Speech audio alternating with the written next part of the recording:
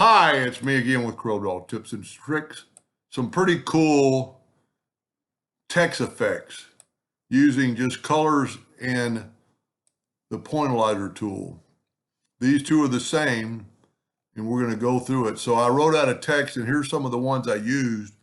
And I found them just by typing in full color photos. And surprisingly, then you would just right click and copy image, and then go back to Corel and paste it. And it's big and it's really clear. I mean, it's surprisingly clear. I mean, it's a little bit, it's a photograph. So what you can do, you can reduce that in size. We can even rotate it 90 degrees to maybe get more in the text and still rotate it again. And then we're just going to take our text.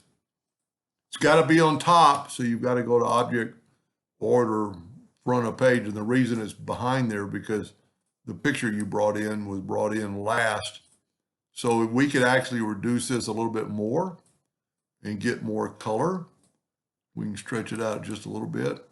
And then select it all and go to the Intersect tool. Now it's got that copy, but it's still got the text with the color. And it really shows up when you do a black background on it. But then you can go to Object, no, it's under Effects, and POINTILLIZER, and just set it on 10, 0.75, 30 degrees, circle. I don't want to really understand the colors, but just hit apply and look at the difference.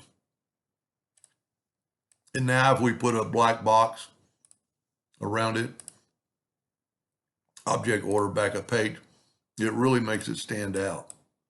You know, if you were going to print that on a shirt. And you can see it's been rotated 30 degrees. Well, you can't really tell because the colors, but there's a lot of pictures out there. I mean, that's pretty sharp. And there's that one right there. Anyway, I hope that gave you an idea or two, and thank you for watching.